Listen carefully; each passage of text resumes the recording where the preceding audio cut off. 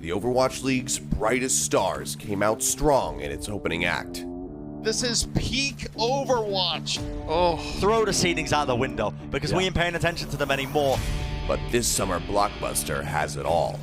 The sizzling rivalries. You're not allowed to do that. That's bonkers. The quest for redemption. They can see the championship slipping away from them. And the road to glory. The Shanghai Dragons have done it. The reverse sweep. This summer, expect to be amazed. Fearless now with his own primal rage. Expect stars to burn bright. Prophet, he's doing it again. This guy doesn't miss. How do you play against this? Expect the unexpected. They were pushed to the very edge. It's like the battle of the Titans hurling lightning bolts at one another. 7 squads remain. What a turnaround. No! Who will be the last team standing in Asia? All right, calm it down. Calm it down. This is the Summer Showdown.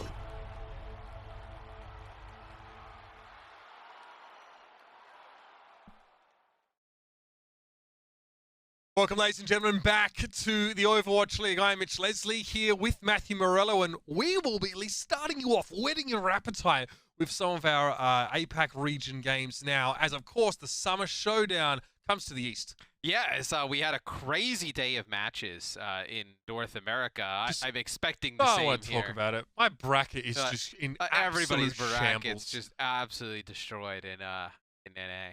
Yeah, obviously, those were crazy games. You haven't seen them, definitely go back and check some of those out. Some really, really good Overwatch. But, of course, we have some potentially even more exciting games for you over the next couple of days here in the Asia region. So myself and Matt will be getting involved with Wolf and Seth, of course, over the next couple of nights. And we're lucky, Matt, because this region, while it is smaller, of course, it boasts some huge powerhouse teams and some real rising stars as well. Like people have been following the Guangzhou Charge over their winning streak in the last 8 matches or so. And we're still seeing when New York settles, can Seoul actually find some of that supremacy. So there's a ton of really interesting storylines that we can dig into. Yeah, there's a ton going on in this region at the top level, right? Where Shanghai is like clearly like kind of your #1 team, but New York, now that they have Hacksaws right in the mix, we thought Hangzhou would be a bit better, but they've kind of faltered since adding Architect and QOQ, but we expect better things out of them. And then Seoul Dynasty, you never know what's going to go on with that team. So I think there's a lot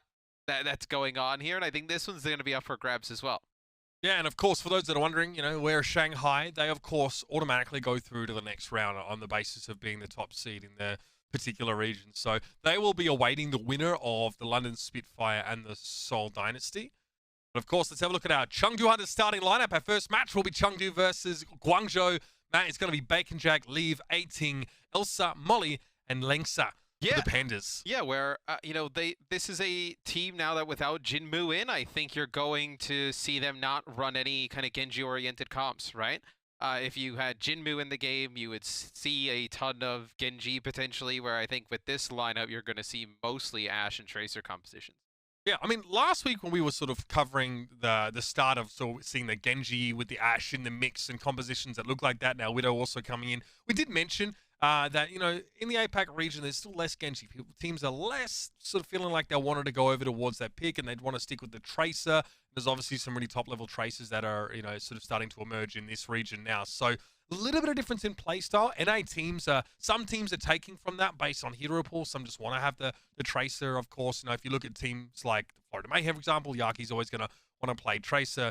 But out here, you know, we need to see Chengdu show up, because the last match, Matt, they played was against the Guangzhou Charge, and it's been tough for them. They are on a bit of a losing streak, and Guangzhou are really starting to ride a wave of momentum. Well, we did see a little bit in the APAC region, teams go to the Torbjorn to counter the Genji compositions, where we haven't seen that at all in NA yet. So that's probably why you're seeing mostly teams stick with like an Ashe Tracer composition in the mirror, where the Genji can't be used as effectively, because then you can just trade out the Tracer and go Torbjorn.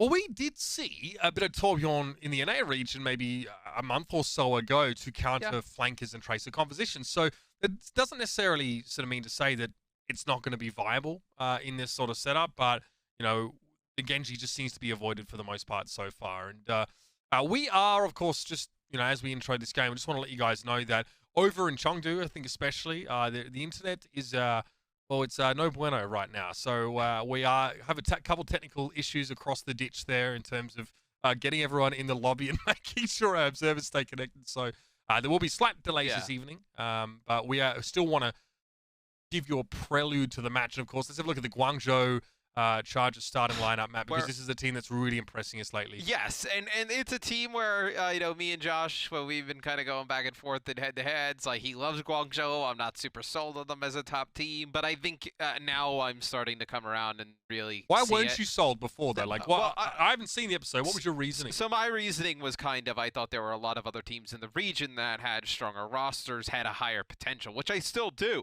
But I think you can't really judge teams on potential and where they're going to go. I think I kind of got burned by the Hangzhou Spark, at least thus far on that.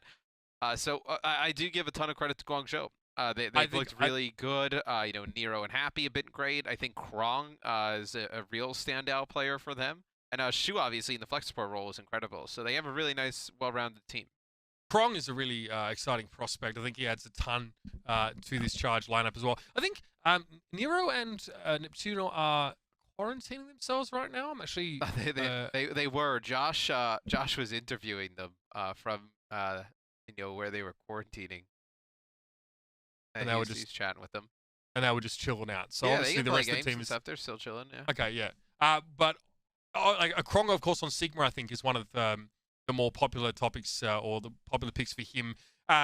Statistically speaking, his accretion kills and setups are actually really impressive. So I think he's ranked 2 so far in the league in terms of turning accretion stuns into kills. So the vast majority of the time, he's a big part of setting up those kills. Yeah. And it's definitely a huge asset for the Charge as they continue to leverage that Sigma dominance, and you should expect to see tons of it here in this map. Well, that's the thing with the Charge. They didn't, in the offseason, they didn't, overhaul their roster completely. They were able to kind of pick up a piece here, a piece there, and then they knew that they had a lot of talent coming into this year, and they've been able to work with that talent throughout the offseason, with the new pieces that they've added at certain positions, and they look really strong. I think when you look at this roster compared to the others, maybe some bigger names on other rosters, whatnot, but Guangzhou plays so solid.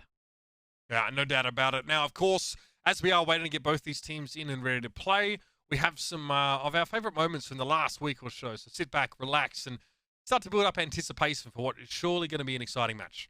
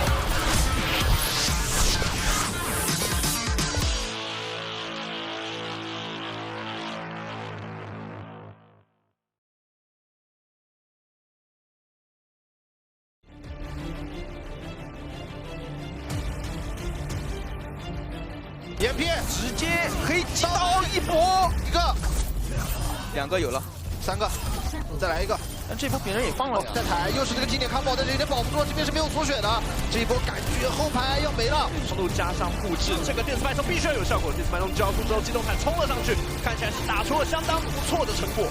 不过在这边，但是现在海底的爆波取得了非常好的完全的压迫，他们最后打伤了对手。哇！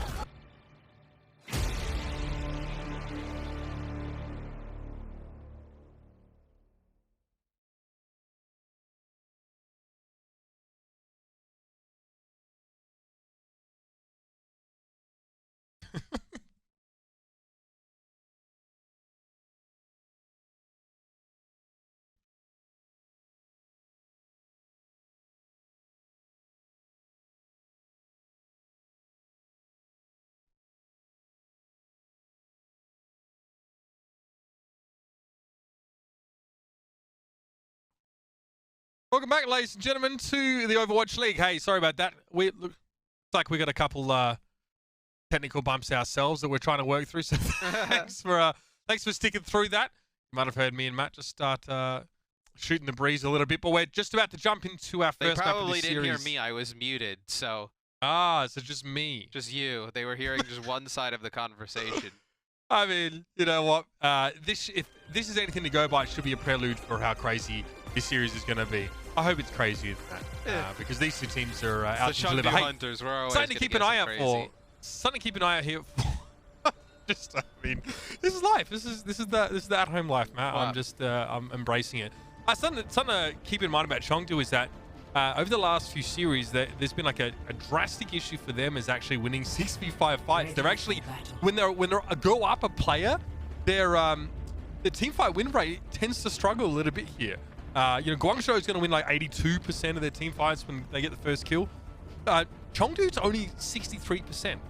So Chengdu do very well when they lose the first player in general, but again, it's about converting that first pick into an actual advantage. So look out for it. That may be the most Chengdu stat ever.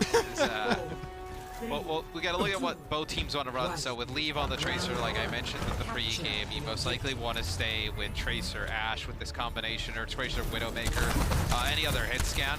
And it looks like Guangzhou's going to match with the exact same, so we'll get a mirror here at the start. Widowmaker Tracer for both sides here. Not too much of a shock based on what we've been seeing elsewhere in the world already. I mean, Krong and Co head towards the point here, of course. Just joining us as map 1. You've come at just the right time, ladies and gentlemen. Happy versus Bacon Jack in the Widow fight. This is what we came for. This is what we're here to see. And Happy's Widow is nuts. You're going to have to see Bacon Jack win this battle, or have Leave put an insane amount of pressure on Happy. Jump on board with Happy. He's got a good angle here, looking through the point. Just off to the left-hand side, you'll see Levy's looking, so Happy should expect to get pushed. You saw that his poison miner was set off, so he had plenty of early notice and Levy was forced away from the fight. Still no kills yet, but there it is. Discord or body shot combo, and Happy will have that first frag. Hastings in deep trouble now. It has to be an immortality field deployed. But Chengdu looking disarray straight out of the gates, Matt. Yes, it'll be Guangzhou takes the point first as kind of assert their dominance here in this fight. It's we don't have the seeds at the top, but it's still kind of like Guangzhou's the #1 seed from the melee, right? You kind of didn't expect, at least I didn't expect them to come in with still such a high seed, and they still do coming into the Summer Showdown. Yep. Yeah, I mean that's kind of why they get this particular matchup. Obviously Shanghai goes through, but I mean, you don't win 8 matches in a row and have people think, I'm not sure about these guys. To be fair, they played Chengdu a heck of a lot, but they've got some large victories behind them. Watch this setup here, Rio. With a halt right into this Eileen pulse bomb. They know exactly where he is, but they're really in a difficult spot. There's nothing they can do about it. Like, they know this pulse bomb and halt's gonna come. I mean, Eileen doesn't even really need the halt as well. He's just keeping everyone turned around the entire time. Happy also is in the side, so Eileen can play deep and not really get blindsided. He sort of knows where everyone's coming from. That's the whole pulse bomb thrown in, and he gets Molly easy as you like. And look, Chengdu, this might be a quick one, Matt. They look really out of it here on control at least. And that's kind of what I wanted to see when I was talking about Lee putting a lot of pressure on Happy. Like, how is Bacon Jack supposed to snipe the other sniper confidently when he knows that he has that Tracer just kind of harassing on the other side, right? He occupies really 3 players there. Does Eileen, and they lose a tank at the beginning, Chengdu, and then they have to kind of back up, but then the halt with the pulse bomb comes in, and it's a good one. And now, I mean, we can see how they went down. Eileen just relaxes. You see the Hulk comes through. It has to be called here. He just throws the bomb sort of in the middle. It doesn't stick to anyone, but Molly doesn't have the mobility to get away after getting ganked into the middle of the Hulk itself. 93% counting that. Oh, okay. All right. Need a few more of those, Bacon Jack. We're going to try and turn this one around. Elsa playing that off angle there, and Bacon Jack finds another one there. Should be Chengdu able to move back in and take some control, but Transcendence is still going to be put to the fight anyway. Happy found lead. Question is, how long can Rio stay alive for? He's fortified, yeah, he's chilling, and that was a gravitic flux from the side of the charge here. This is Chengdu's problem, converting these fights on their upper player. Krong wants to push up a little bit more now, and that Discord Orb is doing some serious work. He'll flank around. Lynx has lost that immortality field now, and the accretion combo. Krong, another stat in the book.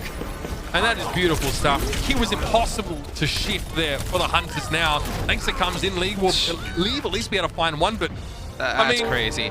Like, it had to do it to him. It had to use the wrecking ball to finish them off. That's and for a second, I was about to be like, man, this is so risky. Like, Guangzhou's down like a player or two, and they end up investing the Transcendence, and they end up using the Gravitic Flux there. And they're able to keep everybody alive long enough for respawners to come back and then finish off the Chengdu Hunters. As Chengdu, they were kind of playing an all-in game there at the end. They didn't have, they ended up using like all of their ults there. They didn't have anything for like a secondary fight at the beginning, and they're not able to pick up enough kills to flip the point.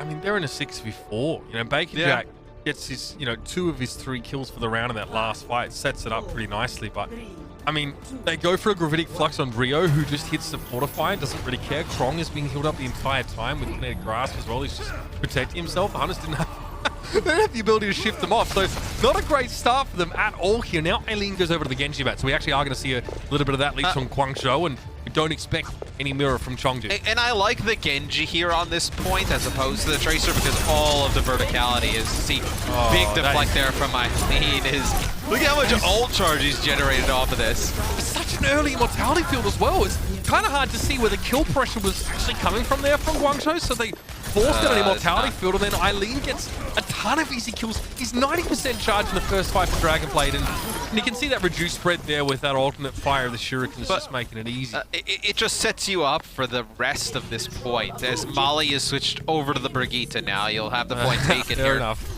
for Guangzhou.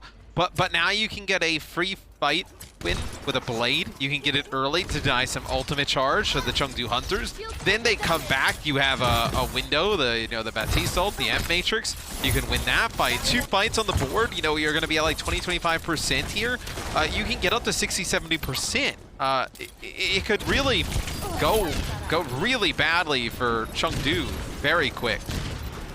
Happy knows there's a Tracer just below him. He doesn't try and contest that one. So it's interesting. Guangzhou now giving up capture percentage here to the Hunters. And they're not really trying to recapture. So this will be free for Chengdu now, but the fight has begun. Here's the Dragonblade. Eileen straight into the back. That was wild. Man. Oh my! He's a trapeze artist. That's incredible. Well, Eileen, happy with the 1 kill. Eventually, he's taken down by the very dishonest Poison Mine by Bacon Jack, and Guangzhou eventually take the point back. It does suck giving up 22%, though. Hello. Yeah, no, exactly. Yeah. I mean, Guangzhou in positions like, I guess they were waiting on the Dragonblade to actually start the fight, which meant that they gave, at least like 12% over, but I mean, happy. What do? You don't contest against the Tracer. Like, you're just not going to win that fight. So if you can't kill her, then, well, just let them have the point, I guess. Gravitic Fluxes from both sides here, both teams. Immortality field here for Guangzhou Charge. Also wants to wrap. Yeah, Supercharger as well for both teams. The big difference maker could be Chara with the rally. So Molly with the switch the beginning over to the Brig, not close to it yet. This will be the rally. They're going to push forward, try and get aggressive. Guangzhou now, 5 players. I know that Chengdu kind of struggle when their opponents are short-handed, and this might be another one of those fights here. Krong and Chara just into the front line there, and 18 got pretty quickly overwhelmed. Lead going down, of course, to, I believe that was a shield bash set up there from Chara, and again, Chara has definitely been lauded as a top Brigitte player. And again, if you're lead, you have to really respect this. And when your teams are even, and you go into that close quarters and one has a rally and the other doesn't, you are guaranteed almost to win that if you have that rally. We're getting very close to the round ending as Krong going to build up to another Gravitic Flux here, and they're going to use this Infra Sight to do it. He's just going to be able to get so much free poke damage coming through these chokes. All right, leaves on the point here. Guangzhou don't really want to give Chengdu a front and center fight here because of the rally, should I say, from the Brigitte. Lengsa goes for an Amp Matrix. Point not quite captured yet. Chara is at least just holding. Not that he's able to do too much more than that. Immortality Field had to be used to keep it alive, and Bacon Jack's gone down elsewhere. 6v5 now. Happy has a cute little angle here on the point, but he's halted out to the open. Somehow gets away. This guy, he can't keep getting away with it, man. Happy now, again, just needs to wrap around, getting pressured by Lengsa. Tough one to win there with Brig up close. But you're okay with that, though, if you're the Guangzhou Charge. They invest, like, all of their ultimates there. You know, they end up using their Gravitic Flux, their Rally, their Amp Matrix, Walls, and you're going to have Blade here. Blade plus a few armor packs should be able to get it done and flip the point for Guangzhou. Eileen has that Dragon Blade available now, and Guangzhou they're probably giving Chengdu a little bit of percentage that they don't need to give away. This time, though, they're looking well positioned to try and end the round now. That pulse bomb there could have really hurt Eileen, but she's able to get that Immortality Field down, and here comes the Blade. Alexa, no idea what hit him. Molly Shield ain't going to keep alive against this one. Oh. And Bacon Jack, yeah, you don't want to be here right now, my friend. Eileen makes it a third for the fight, and that is about as over as you can get. And you see with, you know, the adjustments that have been made to Genji, and if you've been watching the NA region, just incredibly strong with the ability to cancel the deflect as Guangzhou will win map number 1, and then also just the reduction spread on the secondary fire. Yeah, it makes a difference. Well, Crazy good. There's also a good amount of extra damage on each shuriken as well. So, in general, Genji's quality of life through the roof. Stonks also, of course, with Eileen on that Genji. I don't know if I'd call it quality good. of life. Like, quality of life is like they make a UI adjustment. They make something that feels a little bit better. I think making the spread shorter and him doing more damage would be. I would categorize that as a buff. I think the deflect changes is definitely a quality. Yes, that would be though, yeah, for sure. I guess all around, you know, it just makes it more fun to play Genji. It makes Genji players happier, which depends on who you ask. Isn't always a good thing. Hexagrams. Yeah, well, yeah, not a fan of that, ladies and gentlemen. This one might be a quick one. The Guangzhou Charge look to be very, very strong, and they're going to make it 2 in a row against a hapless Hunters so far. Stick around after the break. You get some more action from us here, of course, in the late night show, the Graveyard Shift. And so far, it looks like a Hunters 6 feet under. Let's see if they can clamber out on the other side of this break. The Overwatch League is brought to you by Pringles Wavy. Big crunch, big flavor. And by Zip Chair Game, the official chair supplier of the Overwatch League.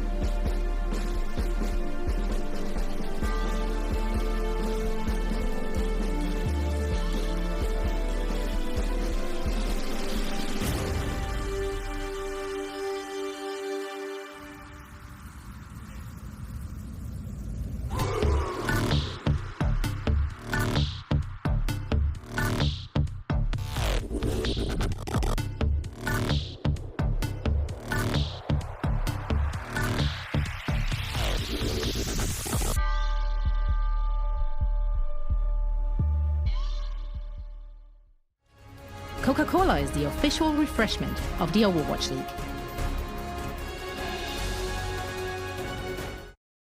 To be maintaining consistency and excellence, of Yeah. course. They beat the Hunters, like 4 last week, I guess, and they're doing it again so far. Very one-sided map 1, Matt.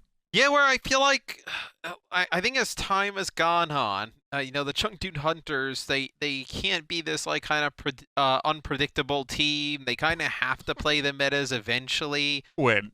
When? They have to. I think they've realized that you cannot get by without at least being able to play mirror at a high level. Like you need to. And they are right now. I feel like this is though the pain point they're going to have is there are so many good teams in the APAC region that it's going to be hard to beat a team like the Guangzhou Charge. I think Molly got caught off guard when we went to City Center on Busan, where he starts the round on Zenyatta and is dealing with the Genji all of a sudden. I don't think that's really what Chengdu wanted to do. But, yeah. Well, you know, I mean, realistically, they played a fairly similar composition, switching to the Brigitte after that. But, I mean, they were not able to get value on the Tracer at all. Chara just dominated and was very good at protecting, making it really, really hard for, you know, any of the DPSs for the Hunters, but mostly Leave, of course, to get anything done there. So that's a problem. You can't pressure the enemy team's backline. Of course, it is Brigitte and Batiste, so that's not always easy to do in general. But, you know, if you can build up a rally and win the frontline fight, that's definitely the way you want to be going. Yeah, and I also thought you see how devastating like the Genji could be versus like let's say like a Tracer if you're like in a direct comparison of heroes. Yep. If you look at the Chengdu Hunters, they bring in Jinmu here. This screams to me that they want to play some type of Genji where Genji excels on these vertical maps. Like I think that's going to be the difference as time goes on between Genji compositions and Tracer compositions. I think some teams will have both, some teams will go to one or the other. The teams that'll go to both, they'll most likely end up using the Genji in maps that value high ground. Absolutely. I mean, how many times have we seen maps where, maps like Temple of Anubis, where Tracer struggles, especially on the offense side, to get into good positions, let alone, you know, flank at all. Or Jinmu might just play Mayhem. You know, that might be just. Yeah, that's another alternative. Well, on defense here on King's Row, this is what we saw the Toronto Defiant do today. Is they played the Mei on defense and they played Genji on offense. It's totally viable. I think Genji on defense, especially in a map like this, there's a lot of odd ways to play Genji on the defensive end. I mean, even when Genji was really good, sometimes we didn't see him on defense, especially in a map like this. I think the only time we really see Genji on defense on this map is in metas where he was just so powerful and there was like Nanoblade every other fight. Your options here, I think, on defense are really between Mei and Torbjorn. So, see them on the Mei here. The start. It'll be Leave playing Ashe here. Nothing crazy in terms of tanks or supports for either team. It looks like potentially Happy on the Pharah. Looks like this is just trying to pressure. Like he looks like he's just shooting rockets into that hole there to try and pressure some players down. And then he switches to Widow. Yeah, maybe to bait Jinmu onto the high ground, you know, in front of a shield or something similar. Either way, Jinmu has to be very careful of just maintaining line of sight coverage. Well, it also denies a lot from the Ashe. Like if Ashe wanted to sit on the high ground there, the rockets coming through, she has to relocate, and then now it gives him on the Widowmaker clear sightlines on the point. Oh my! The headshot onto 18 for such an easy kill for Rio. I like what the Hunters are doing with their setup, right? They're splitting 3 and 3, and it definitely works on some maps, but when your Orisa takes like 300 damage immediately, you're done. Yeah, but that's where the Pharah at the beginning and forcing players into back towards the back of the point. Really, it allows the Widowmaker to just gain so much control of the point and sightlines, and just that one headshot and the kill onto 18, it makes it very difficult for them to do much of anything after that. Jinmu now plays Genji, so this will be to really pressure out Happy here. You need to put good pressure on a Happy and not allow him to be able to just take these shots at range with no worry in the world. All right, well, let's see if Jinmu can pressure Happy enough. Eileen already checking some of those flanking angles, so definitely expect something to be afoot. He's close to that blade, though. Not too far away. Jinmu now also trying to wrap himself, but there it is. Happy strikes again. Jinmu too slow to shut down the back line, and well, Shu's going to make his life just awful. the finishing kill there, and now the Hunters again are going to have to fall back, man. There's not really any way they win this fight, so the shields just get rolled over the top of. No, as the longer this goes, the worse it's going to be for the Chengdu Hunters to potentially even put together a point B defense. Is happy, pushes forward, not a care in the world. He is so confident that he knows that Jinmu's not going to challenge this. Doesn't he know whose head he just shot? Doesn't matter. He can start to just put pressure on the spawn, but now you have Infra Psyche. Can you even challenge this if you're the Chengdu Hunters? I mean, you're walking into a most certain, a horrible situation. All right, Kron finds Elsa early, and the fight's already over. I mean, there was barely any chance for the Hunters to contest. They haven't generated anything. They've generated absolutely nothing here. Like, Jinmu's not even halfway to the blade. Oh, lead. What? Is he AFK? You're just going to get 2 support ults. Well, I mean, I think he was just trying to hide, right? He is stuck there. It was, yeah, there was nothing he can really do in that position. But, like, now you're coming in with you still have Blade here for the Guangzhou Charge. Like, you're going to have Gravitic, Flux, Blade, Rally. Like, you can set a tremendous time here if you're Guangzhou. 4 minutes 50 on the clock here. It's approaching one of the fastest times we've seen. And K5 ultimates, 4 ultimates, sorry, still to spend. Chengdu, I mean, yeah, they may get some key ones coming up here. It's going to be an application matrix, hold, combo, accretion, misses. Yeah, well, the way the M matrix is placed there, you can just line of sight this and just get out of the way so easily that you get really nothing with it. Well, Lead forced that line of sight awfully quick. Eileen, one of their Dragon Blade was caught inside.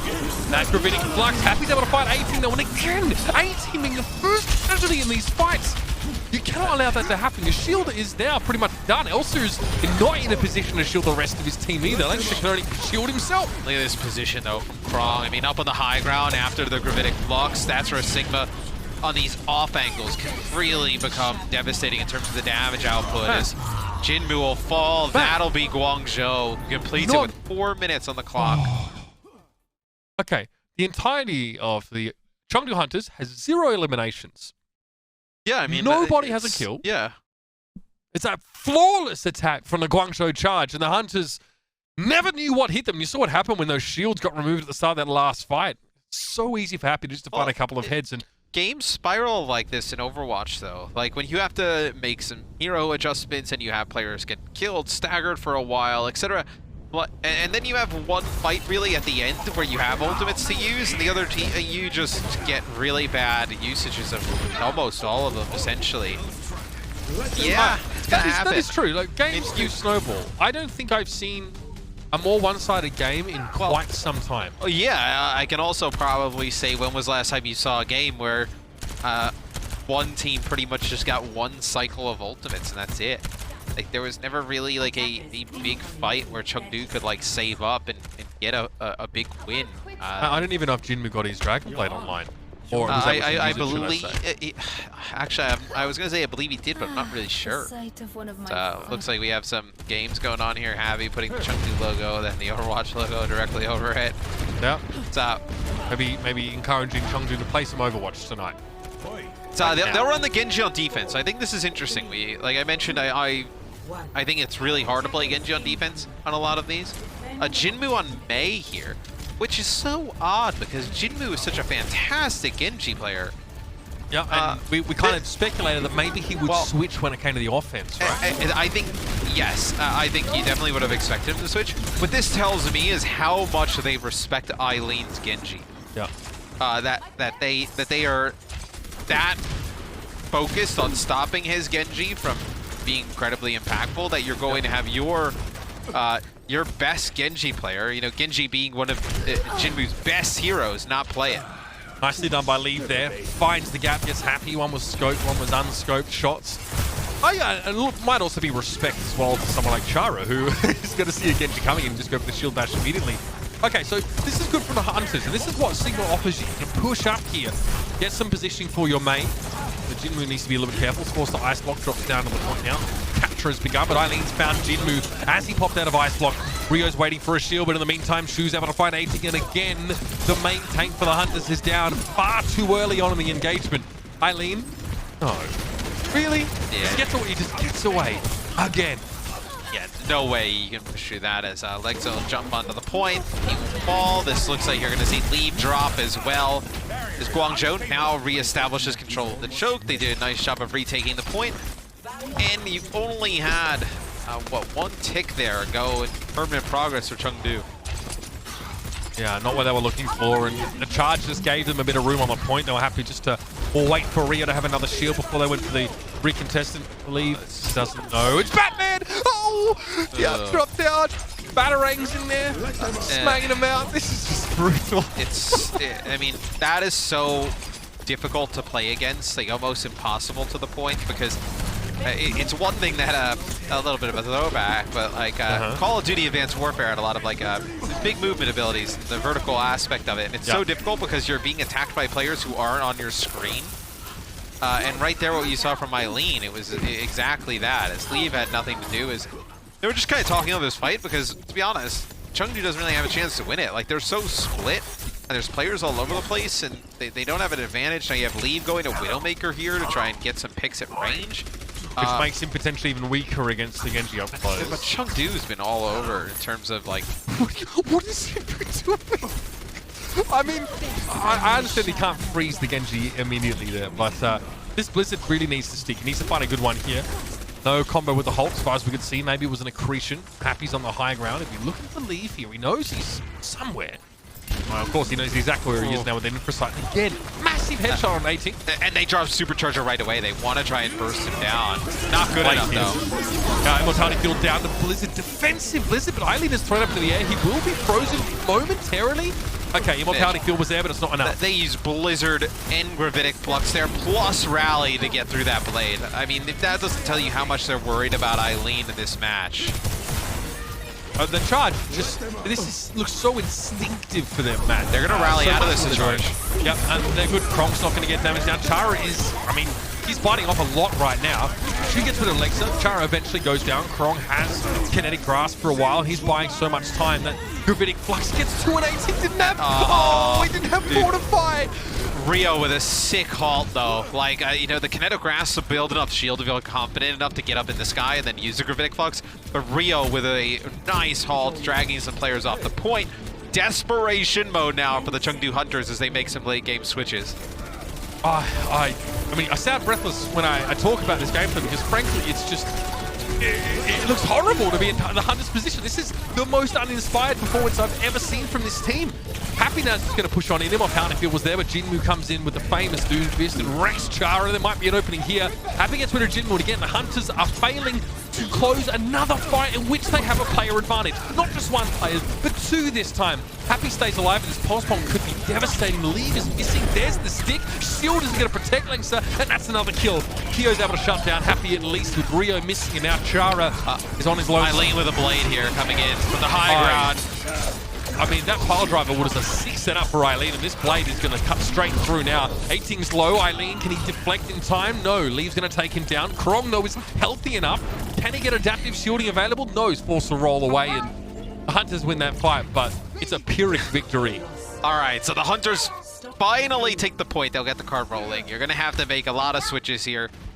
Move off some of these heroes. Jinmu, see what he decides to do. Does he stay on the Doom? Does he switch off of it? Switching for no one, bro. He's feeling it now. Let's see what Guangzhou decides to do. So Kyo goes over to... this is interesting. So Kyo will play the Ana now. Jinmu's going to stay on Doom. It looks like they just want to get aggressive. It's like, hey, if we can't defend our Ashe and defend our backline, let's just dive theirs. Yep. I mean, I like this. This is a huge change in composition and play style. It doesn't necessarily mean it's going to work because you're still dealing with Rig and Batista. Well, how does it work against the Tracer and the Genji as well? Not a lot of easy dive targets. Make him run into your mines and kill him. Forehead. Yeah. 18 goes down now. It's a 1-for-1. Jinmu still sat behind for the most part. So we get to the high ground coming in. Who's he looking for? Okay, Rocket Punch inside the hoof and haunch. And Jinmu's going to come straight down. This is so messy. Yeah, it looks like the Hunters will have what they want, though. And again, they just look better when they're playing something that resembles their style a little more. Yeah, and where I think they... Winston? Okay. Yeah, we get a Winston out here now, so why not? This is the best. Like Happy on the flank here. Nice shot from Leave Happy, here. Crispy. Yeah. No fries with that, I'm afraid. Leave made that look easy, but it is really difficult for an Ashe to deal with a Tracer from that position. Yeah, just getting the clip of the dynamite was enough there, Traces. Already low health as it is. So, Hunters now with a real chance to get this second checkpoint now. They send in the self-destruct. Elsa fires it off. Shu goes down. Great open here, and the Hunters again start the fight with the player advantage. Lee playing awfully close for an Ash here, but Jinmu finds a rocket punch. He's able to get the rising uppercut kill, and there it is. Jinmu and Co. doing what they do best, and that is stay in fifth gear and never leave it. Yeah, as Elsa gets the big self-destruct kill on the Shu to start it off, but then Kyo lands a nice biotic grenade that connects with Chara. He's not able to provide the Inspire healing to himself, keep himself alive, so lose both supports there. As now Guangzhou will make a change as Eileen will bring out Mei here, so Mei really good against a lot of these flankers. Jinmu. Okay, sees Chara, backs away, doesn't want to deal with that right now. Krong's got him lined up. Might be into a wall though, but 80 on the high ground. In lead, combine and get rid of Happy, and now the Hunters are starting to roll a little bit more. Just be true to yourselves, ladies and gentlemen. That should be the takeaway lesson from this game. Jinmu's gone down, though Eileen's able to freeze him up here, and the Charge are going to make some changes to try and accommodate this new breed of aggression from the Hunters. 18's frozen, but very healthy, and Chara's in deep trouble. Forced back, and Primal Rage will take him down. Ice Block has to be used by Eileen here. Happy off in the corner's able to find the kill, and oh, this match just keeps delivering. Krong now is the only one on the card. And this is crazy just because of how poor the Chengdu Hunters looked when they were taking point A. And then as soon as they got aggressive and went with this dive, it's a completely different team, but Shu gets 2 here and stays alive. Self-destruct, gets Rio, also finds a couple, and the Hunters, they get it done their way, Matt. And there's nothing else I'd rather see. Man, but that's what's so weird, like with the Chengdu Hunters, right? It's like they look completely out of sync. And then with a team that looks that out of sync, you would think the last thing they'd be able to do is coordinate like really fast, aggressive type of setups, but that's where they excel at. So now we see them on offense. What do? Do they go with this dive that worked all the way through point B and all the way from B to C? Yes. Or do they try and play something at the beginning where they play a little bit more standard and they try and get the card going? I mean, do you really want to play Doomfist on point A now? No. Maybe, yeah. A bit rough. Playing the Doom here, I mean, into the Widowmaker would be really, really bad.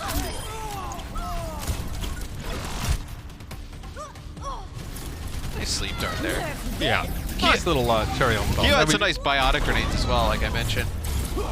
Yeah, I mean, the Hunters look a bit happier now when they actually can be proactive. Now, when it comes to defense, we'll have to see if they can sort of still play that style. They've been able to do it in the past.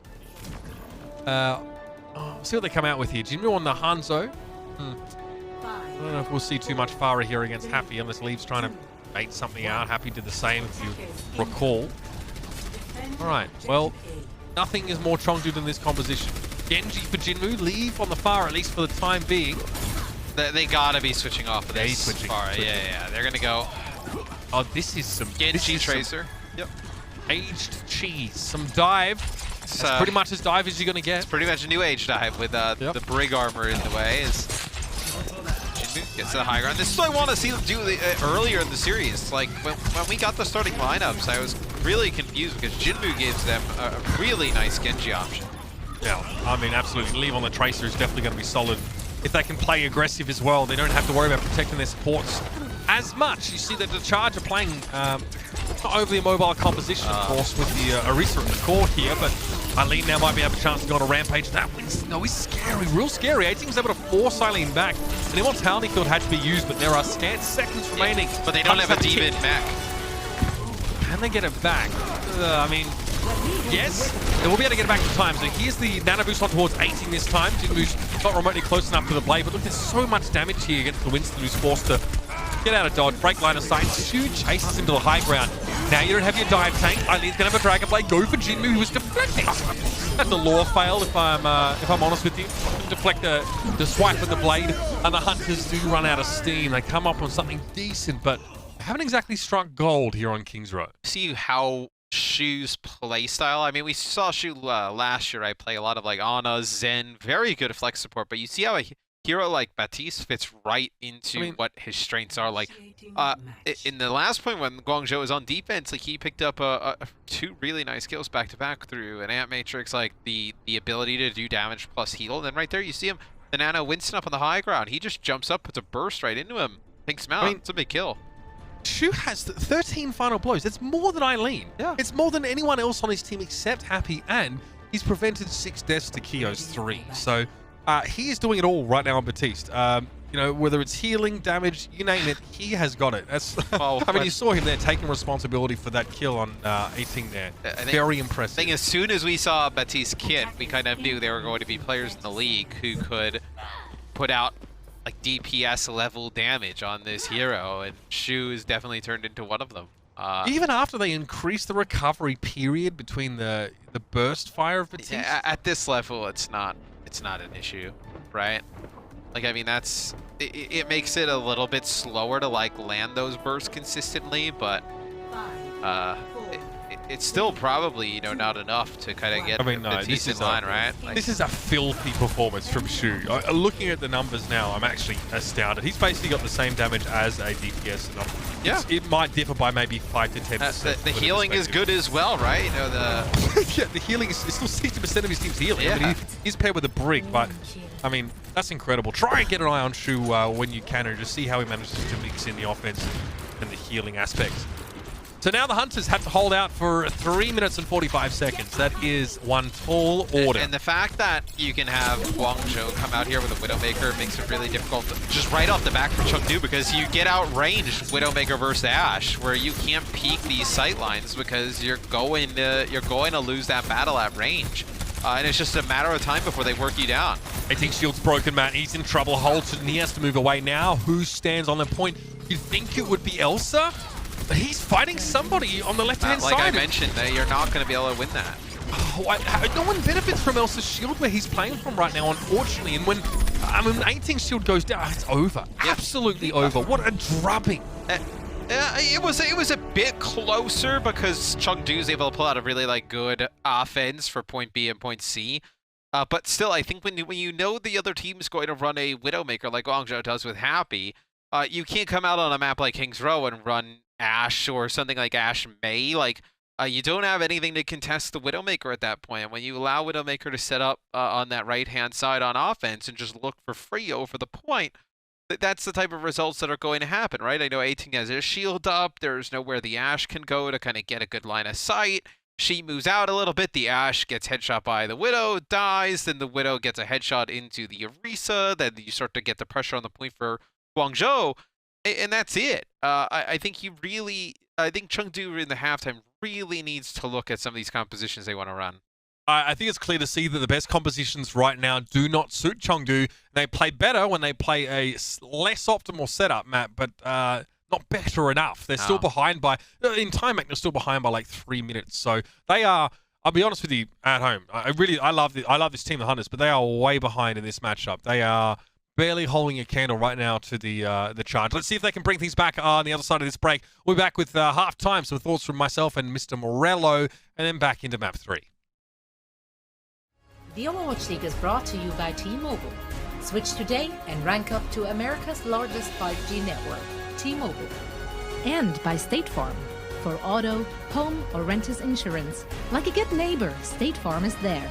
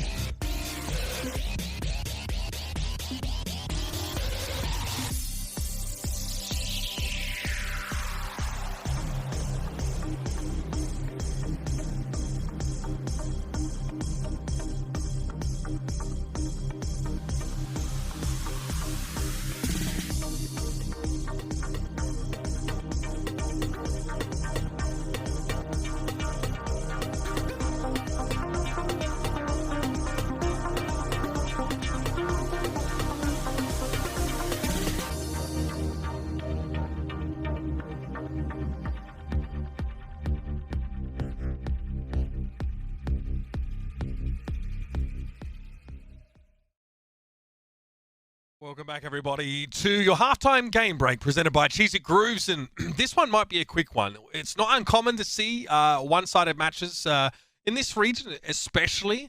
It definitely feels like Chengdu right now, once we, take hero pools out of the picture, seem to struggle playing this solid double shield setup, getting value out of sort of Genji Widow mix-ups, especially against the Charge, Matt, who seem to have them covered in many of those positions. Yeah, and I think what the real difference is is right now just Widowmaker play, with Happy being able to control these long sight lines, really deny leave, being able to get anything. That also makes it very difficult for the Genji to really kind of get close to him, do much of anything at all either, right? You're not going to play close up if you're the Chengdu Hunters. You're not going to try and control that space, because then you're going to leave your Ashe to die to the Widowmaker. The Ashe needs to play a little bit safer, kind of take a different off angle, but still, in a map like King's Row, there's no real option for that. Now, it's time for Crunch Time presented by Cheese It Grooves, Matt, and this is where I ask you the big questions. And today's big question is, can Chengdu find success in this series playing that dive composition that suits them a little bit more, or do they have to find a way to play the game everyone else is playing? You're going to have to. You're going to have to find a way to play the game the way everybody else is playing, or have some kind of counter to it. You can play Torbjorn, maybe. You can try it. I mean, I would rather see them try Torbjorn than try to play Genji Ashe into Genji Widow. Sure. I'd rather see them kind of, if you're going to go all out, especially if you're going to use blizzards and all these other things to try and deter the Genji, you may as well try Torbjorn at this rate. Can they fix this if they bring Bacon Jack back in to play Widowmaker, or do they need to stick to their guns right now? I mean, I think you need to have a Widowmaker option. Personally, I think we see teams kind of fluctuate between Ashe and Widowmaker depending on the map. The next map looks like potentially Temple of Anubis. You're going to need a Widowmaker option there, without a doubt. I mean, I don't think you can get away with on defense playing Ashe, Genji, or some kind of combination. You're going to need Widowmaker. As Widowmaker, even when she wasn't super dominant in the meta, you still saw a lot of play on Temple of Anubis because of how long the sightline is. I mean, what about leave? Does he need to switch to Widow on this particular map? The Tracer, obviously, we talked about how she can have some problems on Anubis in general, especially if you're attacking. Anubis will be a map where you probably see a lot of Genji on point A. You can probably run Genji as well on point B. Good opportunities to get blades, when the point's really close and secure. I do think, at least for point A, you do need some type of Widowmaker play. I don't think you can get away with it. Well, we'll see if that's what Chengdu comes up with here. At the end of the day, ladies and gentlemen, they are going to have to match Guangzhou with a similar composition just because of how robust it is. They're taking a lot of risks playing the dive style. We love to see it, but I think that their cohesion is struggling right now, and I don't think it's going to look much better with dive. Again, that's just my take, and we'll have to see after the break. Do the Hunters play something that's close to them, their own style? Are they going to try and play this dive, or will they fall in line and find a way to succeed at a composition that doesn't look so good on them? Stick around. All those answers and more are right around the corner. The Overwatch League is brought to you by Cheese It Grooves. Deep flavor, deep crunch. It's a mind crunch.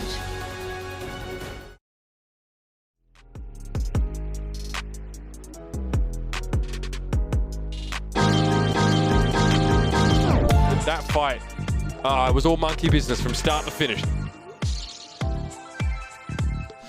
Among to the back, giving Chengdu Hunters a breath of life when they need it most. On roll straight on through the environmental.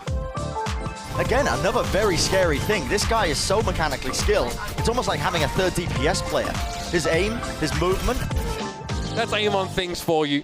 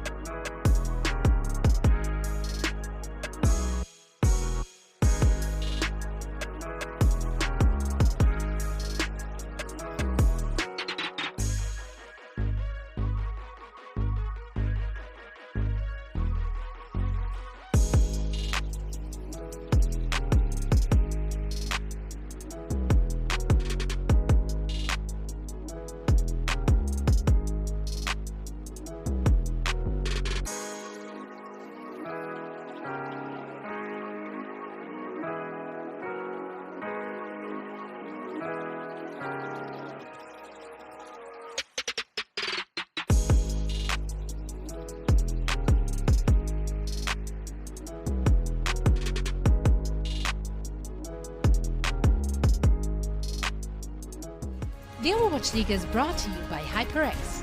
Unleash your style, unleash your fury with HyperX Fury Memory. And by Coca-Cola, the official refreshment of the Overwatch League.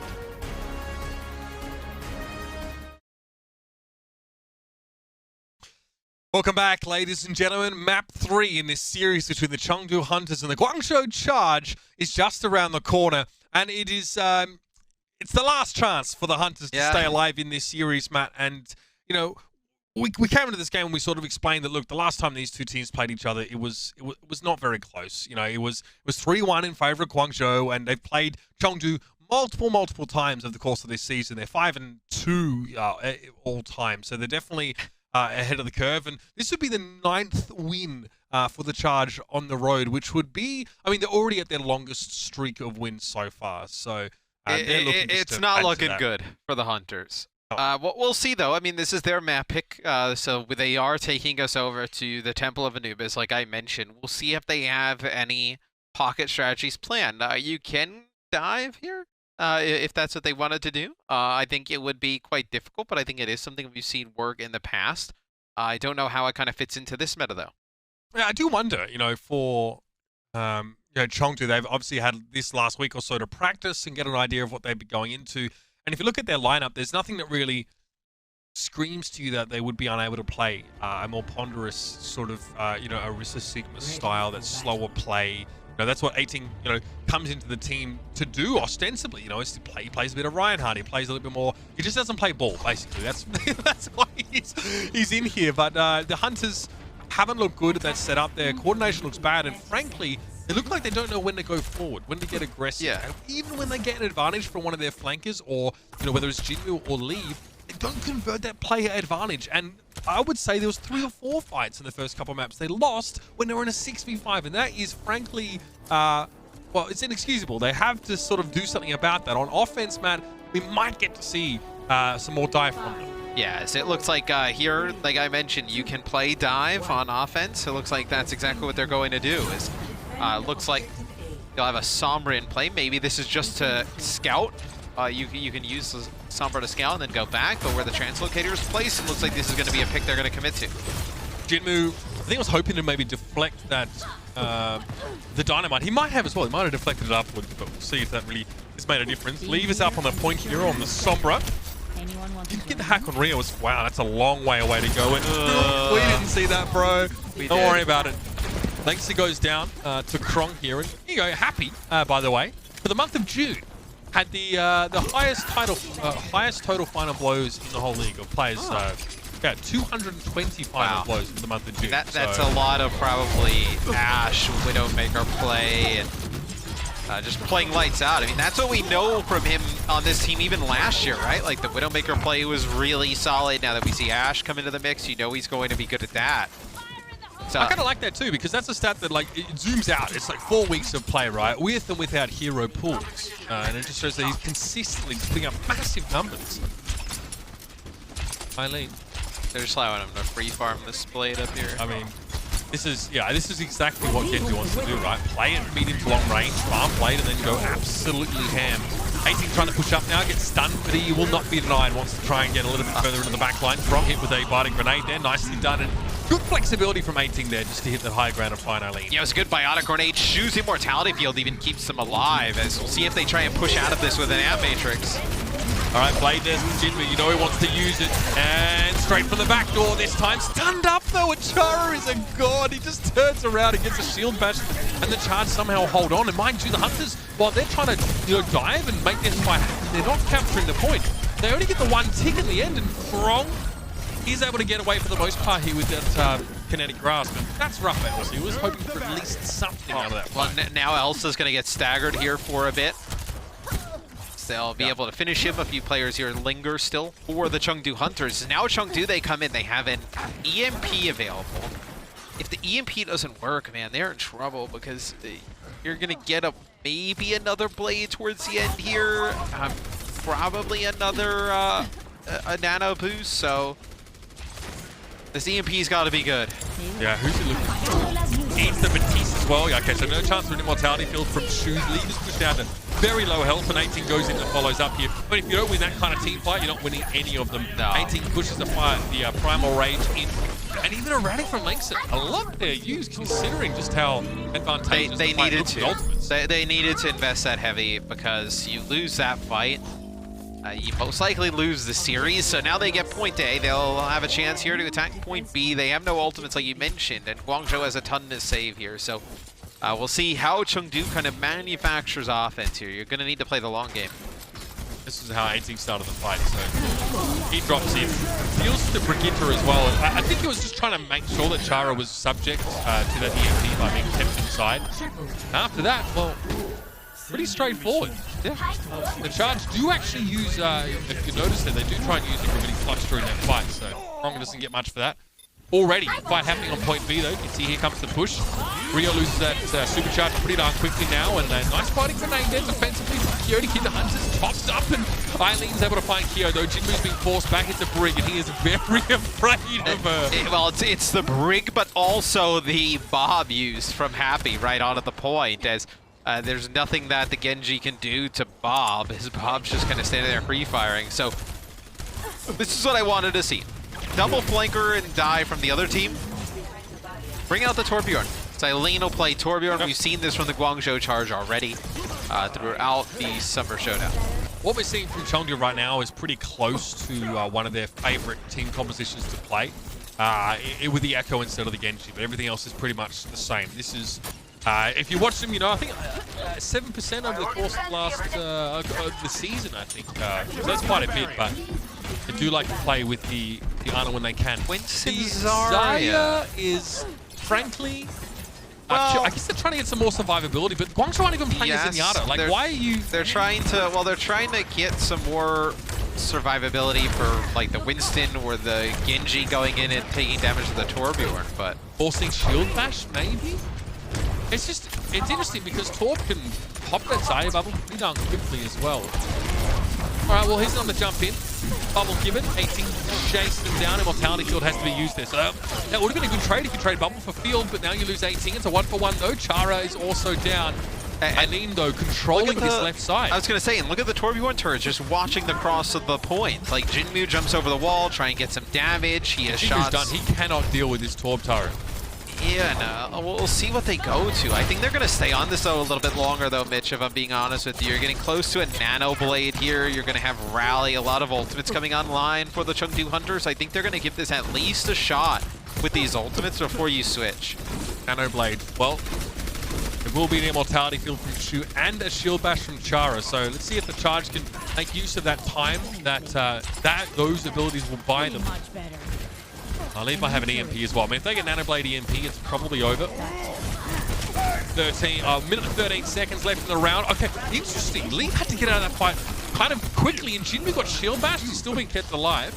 Team playing on that right-hand side. So the Hunters have a chance to a do-over of this fight.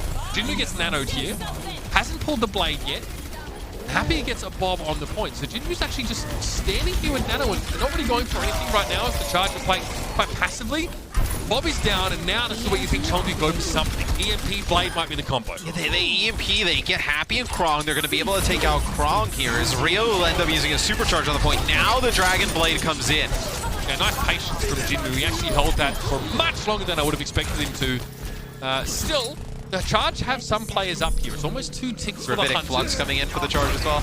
Chara wants to push up. Happy on the Doom Fist. You know, things are about to get a little bit messy. And nice little seismic slam, knocks 2 up, but also actually gets a Graviton Surge. I haven't said that phrase in so long.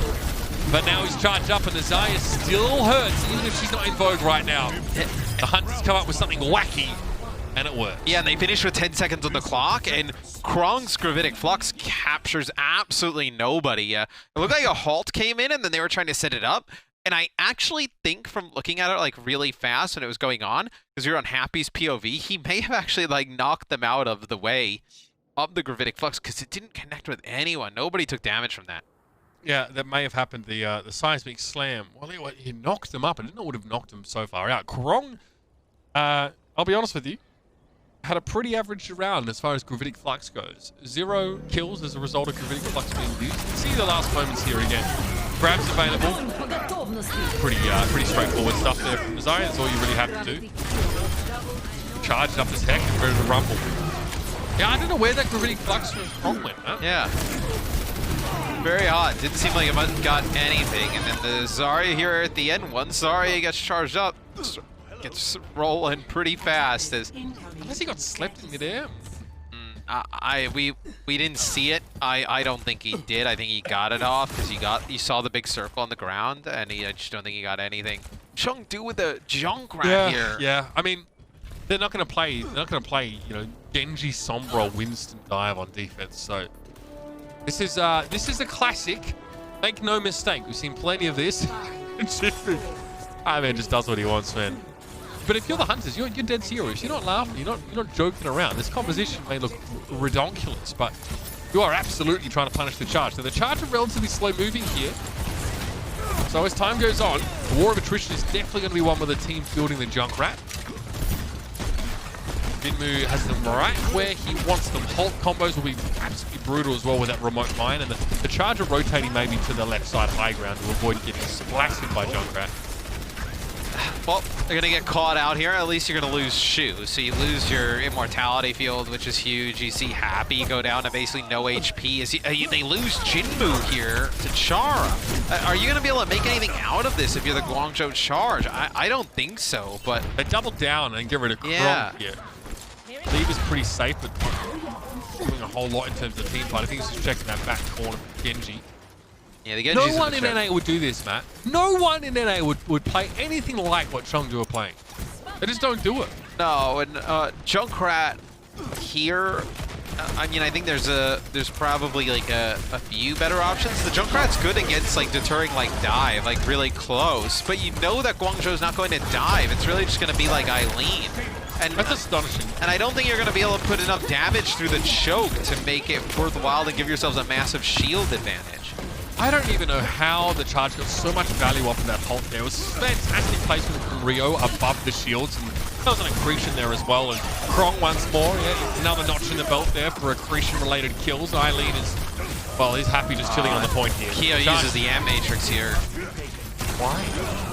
I guess mean, maybe he can get a couple quick kills on his own. He had 4 players alive, I think, when he popped it, but they were all really near death. Maybe you think that you're going to be able to save them. Maybe we have a switch coming in. I don't know what support you would go to here for point B other than Matisse, especially the Blade coming through. You don't switch against this comp. You don't play Genji, that's for sure. The Junkrat's main winning tool is the Riptire. So if they Blade with no nano boost, you Riptire, right? Here comes the tire.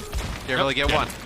It's a trade though. Happy already killed Jinmu. I think he actually coach gunned up to the high ground and finished off Jinmu while he was channeling. But still, there's not much that Guangzhou do with that. But now you don't have the tire for the Blade. You actually don't have anything for the Blade. Well, you're probably looking at Bob. Like if he dives in, like get a Bob in the area and hope you can play around with Bob. And maybe if you can knock up the Genji as he goes in, but I mean, they still have immortality field, so keep that in mind. I just want to keep eyes on Keo as when he chooses to use that, because there's a couple ultimates coming. Gravitic Flux probably forces that immortality field out early, and then you get a Genji play that can find you something. It's a rally to start with, though, and Bob is in an odd position, so he's been forced out. That's the rally. Eileen's like, well, okay, we find a target that I can actually kill, and he's found one. Lexa goes down. During the rally, by the way, Keo didn't get another amplification make just before he dropped down, and yeah, all those ultimates Chengdu were hoping to bring to this fight, they got to use them, just not to great effect. And that should be the capture here for the Charge, and they lead by 3 minutes and 25. Yeah, as they get some extra time, we give Chengdu 50 seconds to give them 1 minute on their attack. But man, you see, the Junkrat is so risky there for defense. If you're gonna play Junk, you may as well play Torp. Right? Like I view the Torbjorn as kind of the same thing. Even May I would put in the same wheelhouse, and I think they're both much safer picks than the Junkrat. Torbjorn might actually add some consistency, at least to your game plan of shutting down flankers. I mean, it's always such a risk. The fact of the matter is, Jinmu died in that first fight here on point B because he was channeling Riptire. As good as Riptire is, like, against the mobile opposition who can punish you while you're using that so close to them. Like, it's riskier than playing Torbjorn. And if you're Guangzhou, you don't come out and try and challenge this dive composition with anything different towards the end of the game here, because even if, let's say, for argument's sake, that's how the Bob get it, is a fortify that knocked it back and then looked like a whip shot. Yeah. Off as well. If you're Guangzhou, you don't come out here with any type of like counter dive on your point A defense because you play the long game. You have 4 minutes and 25 seconds. So if they're able to take point A, you have some of these big ultimates to just win easily on point B. Yeah, I mean, they know that, well, the Hunters, their composition is set up to win with sheer force of ultimates. They brute force a solution when it comes to EMP and Blade or their win condition here, Chengdu, is to win this point with either having Nano Blade for the next fight or EMP for the next fight. They have to build up these ultimates and kind of cycle them both just to capture point A, is what you're saying. Yeah, and you need to build up to them. It's not like you're just going to go in there and use them for free. I mean, right now, it doesn't look like they're close. No, it takes time. Like, it takes 90 seconds. You'll get a Nano. You most likely Nano the Winston in this scenario. Absolutely, especially because it gives you a better chance. Look at that ult percent just tick up by 25% in that moment. Lever's down though. This one is over already, unfortunately. It's going to be a biting grenade thrown at the feet of Eileen that will affect him. He's able to back away from Elsa, who just gets desuited immediately, and there aren't the numbers right there for the Hunters. Eileen was hoping for an explosive finish, but gets booped away and doesn't have a chance to inflict any more pain with her Dragon Blade. But writing's on the wall now for this map and series, essentially, is the Guangzhou Charge have 4.5 minutes to capture one tick of point A, and they will take a smooth 3-0. Well, let's see. Chengdu come out with something different besides that Junkrat composition, and maybe they're able to get rolling. Play the safest defensive comp you can, Chengdu. But what is safe in their hands? Safe comps aren't actually safe with Chengdu because it's not... You could place... I wouldn't even hate if they played like Ashe Sombra on defense. I think that's a better set. I think there are a lot of... I get what they're trying to do with the Junkrat. Like, it's a ton of damage to the choke. They're trying to get some type of control. I just feel like if that's what you wanted, there are a lot of other heroes that you could pick that are better options. Well, I think having the hacks, right, on like players that dive in, like if you get a hack on Eileen when he gets in, or get a hack and deny like shielding or immortality, maybe that's a little bit of a win. Torbjorn, I think you have the turret to deter, right, extra damage. Molten Core is a good kind of defensive ultimate at people's feet against the Genji. I think there's a whole list of other options outside of the Junkrat. Normally, Jinmu actually puts a remote mine there, but it's... okay, he has put it there. Right, just wait for the cooldown. Well, that should be a guaranteed kill if someone is going to walk straight into it, but you're Guangzhou. You've played Chengdu 27 times this season, and you've played many of those games against Jinmu and probably seen his Junkrat. So, yep, that trap gets destroyed. The remote mine also is gone. I mean, and Jinmu's... one of his worst enemies is definitely the Widowmaker here, so Happy will take his time. The Charge have plenty of time to work with, and they'll push up here. Jinmu needs to get a lot of value here, man. He needs to build a But this is what happens, so when you don't play Widow yourself, and then your other option is your other hero's not a Genji or something that can access... Oh, God. How are you putting any pressure on Happy here? I mean, the fact that, I mean, if I see an Orisa die to Widowmaker, I know that something's probably gone wrong. Are they going to make it to the point? It's a halt that brings them back. Yeah, they touch. 33.6% is there. Eileen gets the deflect off. And yeah, I mean, 18's dealt with pretty comfortably. Jinmu does find Happy. So will they give that some sort of consolation now as he almost blows up Eileen in one go? Remote mine's thrown at him. The shoe now again. It's another damage dealer. And oh, Jinmu. See you in Lumbridge, mate. Get out of my server. Wow. The Guangzhou Charge. It's a 3-0, and it is about as clean as you could ask for from any match involving these two teams. And honestly, I think Chengdu, skill-wise, you know, they have the players here to make this series closer in like a run back. I just don't think they had the compositions today. I think that what you saw Guangzhou do is they played the meta and they played it at a high level. And Chengdu knew they couldn't match that, but then I think their options out of that to try and do something different just didn't just didn't do it. I think in a different game, maybe they could have ran some other kind of different compositions, but the ones they ran today, I don't think were it. This is the team that goes to map 5 against the Shanghai Dragons recently, right? Yeah. So this is Chengdu are a team that has what it takes. I'm talking about Chengdu here. I mean, Eileen, incredible over the course of the series, though, and I definitely think it makes sense for him to be named Player of the Match presented by Xfinity. He looks stellar, and the Genji could not be answered, so much so the Hunters, I don't think they really tried to counter them. They gave up. Eileen was sick in this series. I thought you saw Shu have a standout performance, but he's not happy on Widowmaker. It's kind of, he has good to see Reed because it's a challenge. Guangzhou is rolling, man. They're going to be a tough out for any team here in APAC. I mean, yeah, they go up against the victor, I believe, of the NYXL and Hangzhou Spark. So if we get New York versus Guangzhou again, which last time happened, which was only recently, it was last week. It's a 3-2. All 5 matches as well. So, like, we are set up for a really incredible match if that one goes there. Especially, you know, we're talking Haksal, you know, now showing up for the NYXL, the Genji. I mean, this is what it's about, right? I mean, if they want Haksal and who I use also fine, I guess they just have, they're blessed with a lot of options here.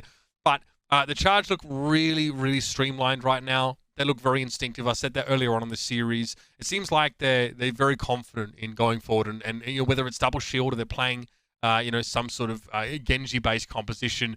I think a lot of their strength comes from Chara. Honestly, I think he and Krong really combine nicely. The tank line plus the brig. I mean, in every position, a lot to like about the Charge. Hunters beat.